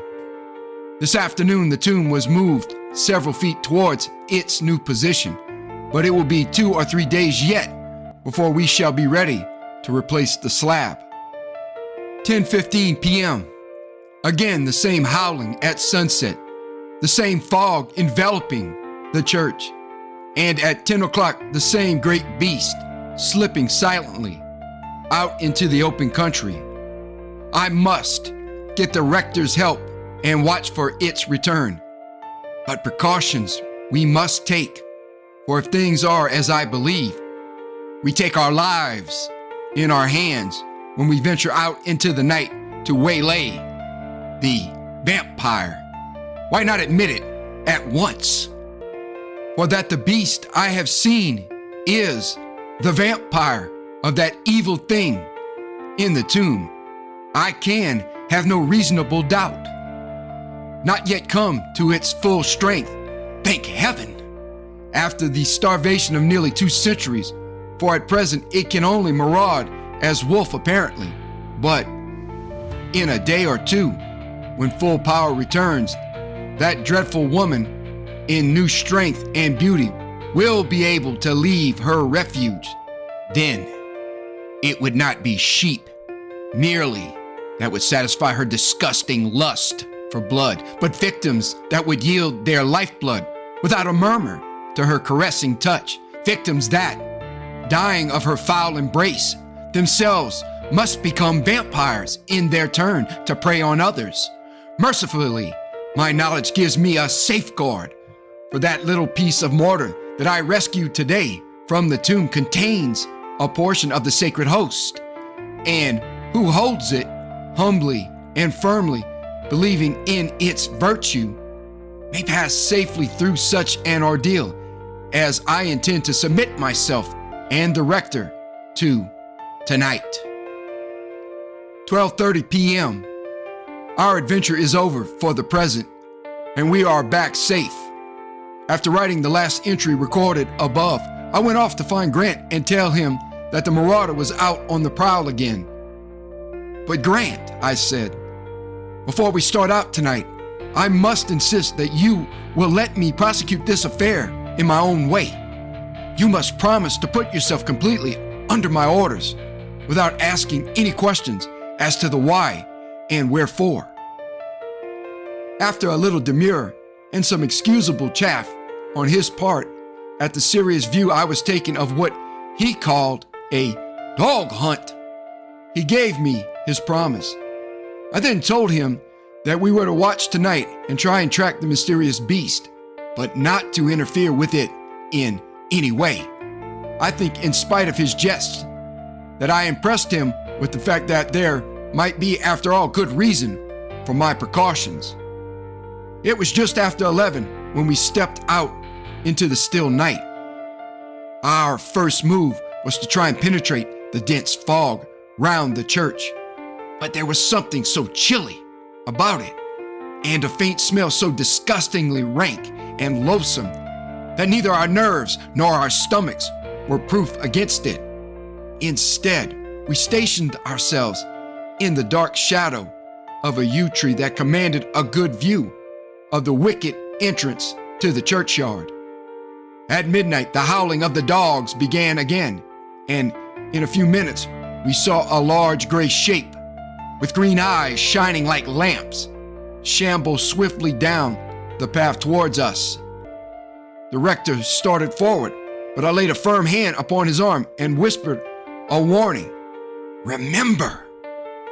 Then we both stood very still and watched as the great beast cantered swiftly by. It was real enough, for we could hear the clicking of its nails on the stone flags. It passed within a few yards of us and seemed to be nothing more nor less than a great gray wolf, thin and gaunt, with bristling hair and dripping jaws. It stopped where the mist commenced and turned round. It was truly a horrible sight and made one's blood run cold.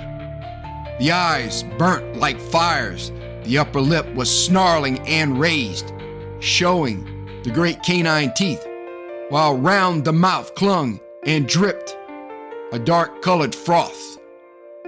It raised its head and gave tongue to its long wailing howl, which was answered from afar by the village dogs. After standing for a few moments, it turned and disappeared into the thickest part of the fog. Very shortly afterwards, the atmosphere began to clear, and within 10 minutes, the mist was all gone. The dogs in the village were silent, and the night seemed to reassume its normal aspect.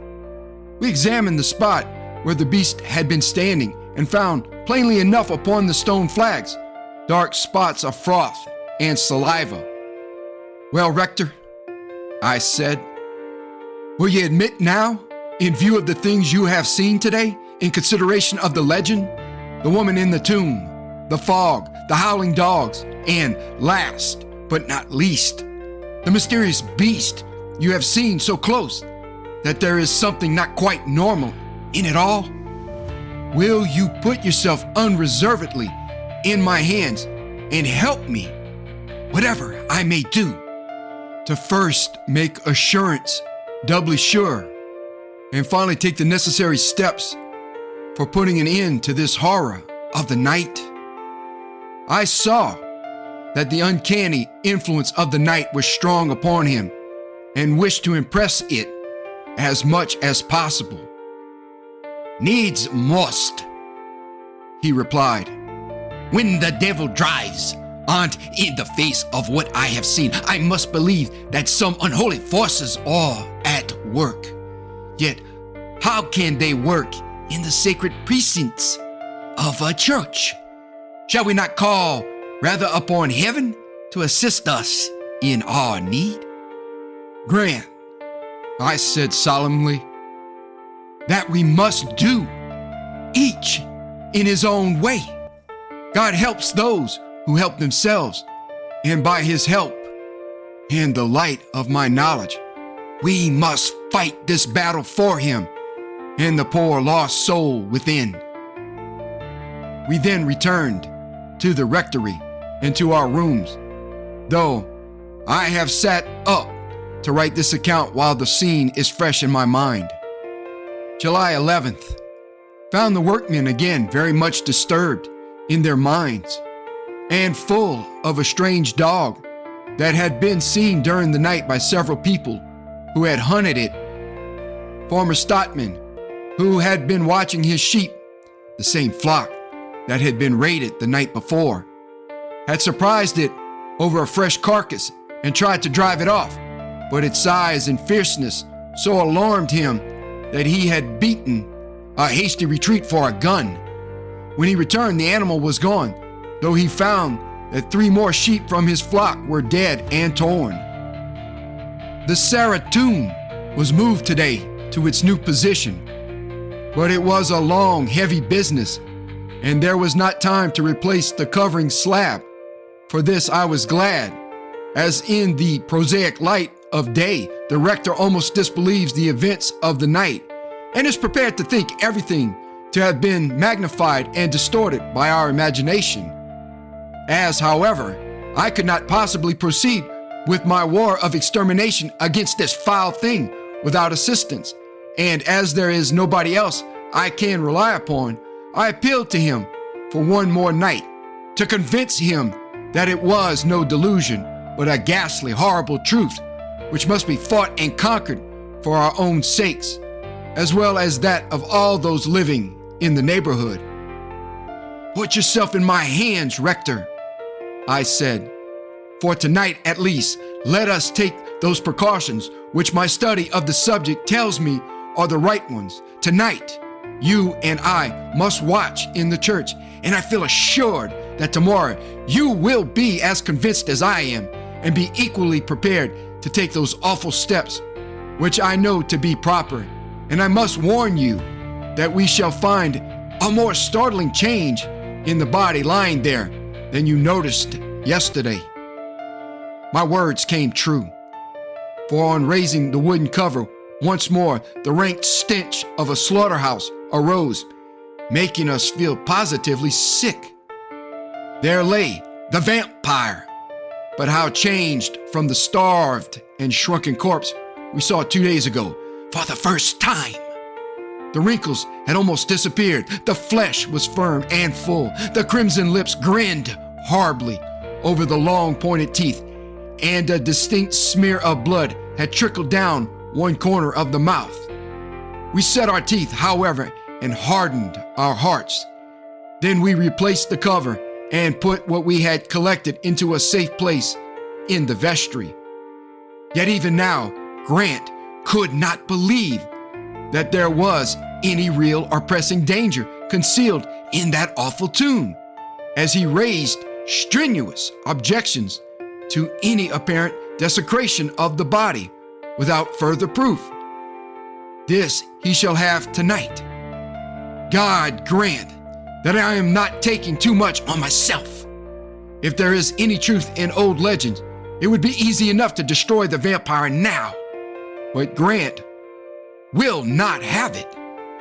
I hope for the best of this night's work, but the danger in waiting is very great. 6 p.m. I have prepared everything: the sharp knives, the pointed steak, fresh garlic, and the wild dog roses. All these I have taken and concealed in the vestry, where we can get at them when our solemn vigil commences. If either or both of us die with our fearful task undone, let those reading my record see that this is done. I lay it upon them as a solemn obligation, that the vampire be pierced through the heart with the stake. Then let the burial service be read over the poor clay, at last released from its doom. Thus shall the vampire cease to be, and a lost soul rest. July 12th, all is over. After the most terrible night of watching and horror, one vampire, at least, will trouble the world no more. But how thankful should we be to a merciful providence that awful tomb was not disturbed by anyone not having the knowledge necessary to deal with its dreadful occupant. I write this with no feelings of self-complacency, but simply with a great gratitude for the years of study I have been able to devote to this special subject. And now, to my tale. Just before sunset last night, the rector and I locked ourselves into the church and took up our position in the pulpit. It was one of those pulpits to be found in some churches, which is entered from the vestry, the preacher appearing at a good height through an arched opening in the wall. This gave us a sense of security, which we felt we needed. A good view of the interior and direct access to the implements which I had concealed in the vestry. The sun set and the twilight gradually deepened and faded. There was, so far, no sign of the usual fog, nor any howling of the dogs.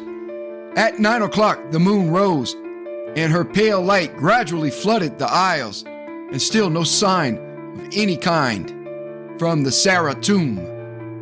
The rector had asked me several times what he might expect, but I was determined that no words or thought of mine should influence him, and that he should be convinced by his own senses alone. By 10:30, we were both getting very tired, and I began to think that perhaps after all, we should see nothing that night. However, soon after 11, we observed a light mist rising from the Sarah tomb. It seemed to scintillate and sparkle as it rose and curled in a sort of pillar or spiral. I said nothing, but I heard the rector give a sort of gasp as he clutched my arm feverishly. "Great heaven," he whispered. "It is taking shape." And true enough, in a very few moments, we saw standing erect by the tomb the ghastly figure of the Countess Sarah. She looked thin and haggard still, and her face was deadly white, but the crimson lips looked like a hideous gash in the pale cheeks, and her eyes glared like red coals in the gloom of the church. It was a fearful thing to watch as she stepped unsteadily down the aisle, staggering a little, as if from weakness and exhaustion. This was perhaps natural, as her body must have suffered much physically from her long incarceration, in spite of the unholy forces which kept it fresh and well. We watched her to the door and wondered what would happen, but it appeared to present no difficulty, for she melted through it and disappeared. "Now, Grant," I said, "do you believe?" "Yes," he replied, "I must. Everything is in your hands, and I will obey your commands to the letter. If you can only instruct me how to rid my poor people of this unnameable terror. By God's help, I will, said I. But you shall be yet more convinced first, for we have a terrible work to do and much to answer for in the future before we leave the church again this morning. And now to work, for in its present weak state, the vampire will not wander far, but may return at any time and must not find us unprepared. We stepped down from the pulpit and taking dog roses and garlic from the vestry, proceeded to the tomb. I arrived first and throwing off the wooden cover, cried, "Look, it is empty." There was nothing there, nothing except the impress of the body in the loose, damp mold. I took the flowers and laid them in a circle round the tomb, for legend teaches us that vampires will not pass over these particular blossoms if they can avoid it. Then 8 or 10 feet away, I made a circle on the stone pavement, large enough for the rector and myself to stand in, and within the circle I placed the implements that I had brought into the church with me. "Now," I said, "from this circle, which nothing unholy can step across, you shall see the vampire face to face, and see her afraid to cross that other circle of garlic and dog roses to regain her unholy refuge. But on no account step beyond the holy place you stand in, for the vampire has a fearful strength not her own, and, like a snake, can draw her victim willingly to his own destruction." Now, so far my work was done, and calling the rector, we stepped into the holy circle to await the vampire's return. Nor was this long delayed. Presently, a damp, cold odor seemed to pervade the church, which made our hair bristle and flesh to creep. And then, down the aisle, with noiseless feet, came that which we watched for. I heard the rector mutter a prayer, and I held him tightly by the arm, for he was shivering violently. Long before we could distinguish the features, we saw the glowing eyes and the crimson central mouth. She went straight to her tomb, but stopped short when she encountered my flowers. She walked right round the tomb, seeking a place to enter, and as she walked, she saw us. A spasm of diabolical hate and fury passed over her face, but it quickly vanished, and a smile of love, more devilish still, took its place. She stretched out her arms towards us. Then we saw that round her mouth gathered a bloody froth, and from under her lips long pointed teeth gleamed and chomped. She spoke, a soft, soothing voice, a voice that carried a spell with it and affected us both strangely, particularly the rector. I wished to test as far as possible, without endangering our lives, the vampire's power. Her voice had a soporific effect, which I resisted easily enough, but which seemed to throw the rector into a sort of trance. More than this, it seemed to compel him to her in spite of his efforts to resist. "Come," she said, "come. I give sleep and peace. Sleep and peace. Sleep and peace." She advanced a little towards us, but not far, for I noted that the sacred circle seemed to keep her back like an iron hand. My companion seemed to become demoralized and spellbound. He tried to step forward and, finding me detain him, whispered, "Harry, let go. I must go. She is calling me. I must. Oh, help me, help me." and he began to struggle. It was time to finish. "Grant!" I cried in a loud, firm voice. "In the name of all that you hold sacred, have done and play the man." He shuddered violently and gasped, "Where am I?" Then he remembered and clung to me convulsively for a moment. At this, a look of damnable hate changed the smiling face before us, and with a sort of shriek, she staggered back. "Back!" I cried. "Back to your unholy tomb! No longer shall you molest the suffering world. Your end is near."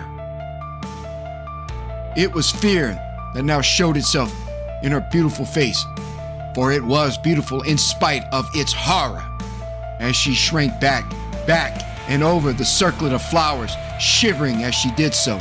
At last, with a low, mournful cry, she appeared to melt back again into her tomb. As she did so, the first gleams of the rising sun lit up the world, and I knew all danger was over for the day. Taking Grant by the arm, I drew him with me out of the circle and led him to the tomb. There lay the vampire once more, still in her living death, as we had a moment before seen her in her devilish life. But in the eyes remained that awful expression of hate and cringing, appalling fear. Grant was pulling himself together. "Now," I said, "will you dare the last terrible act and rid the world forever of this horror?"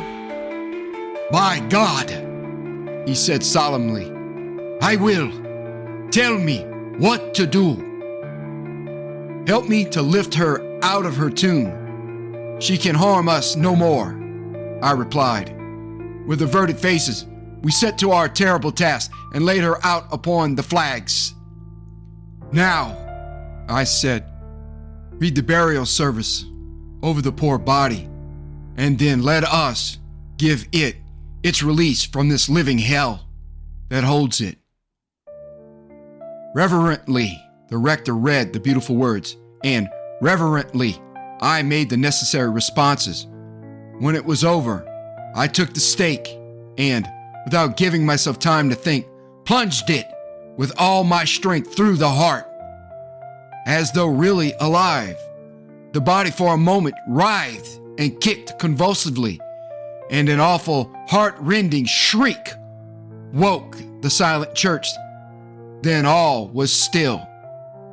Then we lifted the poor body back, and, thank God, the consolation that legend tells is never denied to those who have to do such awful work as ours came at last. Over the face stole a great and solemn peace. The lips lost their crimson hue. The prominent sharp teeth sank back into the mouth, and for a moment we saw before us the calm, pale face of a most beautiful woman who smiled as she slept. A few minutes more, and she faded away to dust before our eyes as we watched. We set to work and cleaned up every trace of our work, and then departed for the rectory. Most thankful were we to step out of the church with its horrible associations into the rosy warmth of the summer morning. With the above end, the notes in my father's diary, though a few days later, this further entry occurs. July 15th. Since the 12th, everything has been quiet and as usual. We replaced and sealed up the Sarah tomb this morning. The workmen were surprised to find the body had disappeared, but took it to be the natural result of exposing it to the air. One odd thing came to my ears today. It appears that the child of one of the villagers strayed from home the night of the 11th instante Minci and was found asleep in a coppice near the church, very pale and quite exhausted. There were 2 small marks on her throat, which have since disappeared. What does this mean? I have, however, kept it to myself, as now that the vampire is no more, no further danger either to that child or any other is to be apprehended. It is only those who die of the vampire's embrace that become vampires at death in their turn.